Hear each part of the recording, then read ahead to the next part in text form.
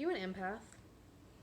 I found that a lot of people are empaths and don't necessarily know it, or maybe they have an idea that they're really susceptible to the emotions of other people, or quote unquote energy vampires, like people that you're around that can really drain your energy, or they know that they're the kind of person that they'll be out in public and complete strangers will come to them and start talking to them about their deepest life's problems, or crying, or single them out when they're in a group of people and somehow these people kind of come and find them.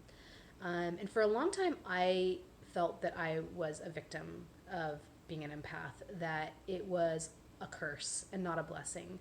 And even though it being an empath has helped me be the a better healer, really. I mean, I can pick up on things that are happening in people's bodies. I read faces very well. I see emotions. I see what's happening. I feel it in my body. But a lot of times people are coming to me in distress. And so, yes, I feel it. Yes, I'm aware of it. But it also can be very uncomfortable.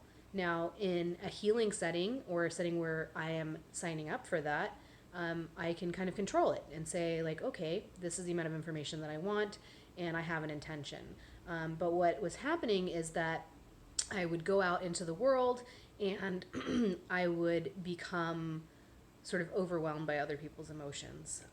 Or if there was too much, like large crowds is really hard on me. And it's just too many wavelengths coming at me, too much information coming at me. And so it's really quite uncomfortable for me. And so some things that I've done that have really helped me are, one, yoga. Yoga helps strengthen me internally and externally, so that I can have a really strong sense of who I am. And that helps me have good boundaries and helps me understand when other people's emotions or other people's issues, like physical issues, are coming at me, that it's not mine. I also have learned, thanks to Reverend Kurti, you can look up her website, I'll link it, that when something is coming at me and I don't know where it's coming from, let's say I get a headache or some kind of pain, or I just feel really depressed for no reason, then I can ask, is this mine? And if the answer is no, then it goes away. And I don't have to do anything else than that. So it's quite simple just to be like, is this mine? And so learning to ask that question has been really helpful.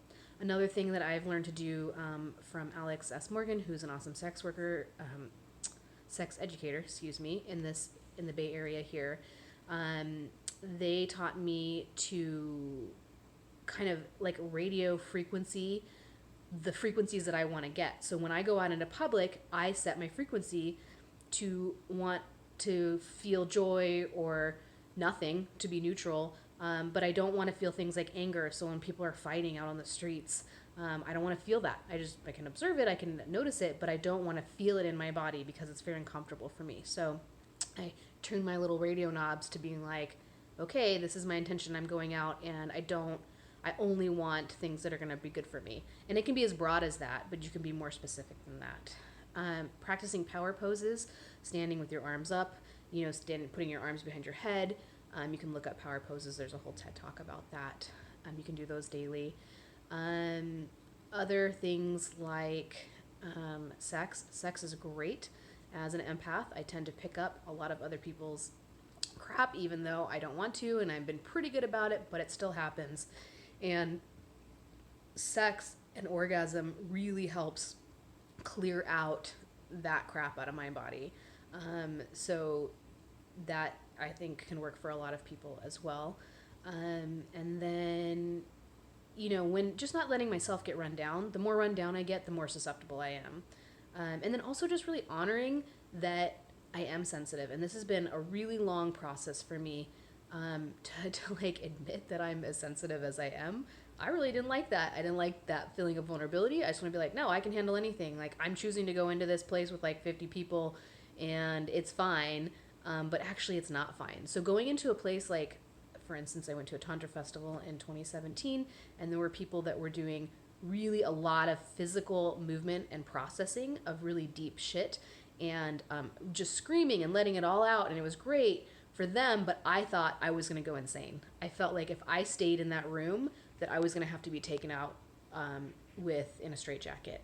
And to have that feeling and to feel like other people had some kind of control over me or some kind of, I don't know, like that I couldn't handle that was really hard to take. But when I left the room, because that's what I needed to do, I was taking care of myself and I was able to admit to myself that that was just too much for me. And I got my ego out of the way and just started kind of listening to like, that's too much and it's not good for me. And so I maybe don't get to do every single thing that I want to do or do what all the cool kids are doing, but I can protect myself and not put myself in a situation where it's just too much for me. So I hope that helps. You can check out my YouTube channel. I have a whole hour-long recording from Keith Wilson in Guatemala, who does empath training. He's definitely been a huge help for me with my empath issues, just as far as like, why are we here as empaths on this planet? You know, a lot of us are healers, but not all of us. And knowing that we don't have to eat other people's feelings and emotions and process them. We don't have to do that if we don't want to. We can, and we can help people move through things in a really beautiful way, but it's being a choice about it, and that we can still be loved and still be worthwhile without doing that work.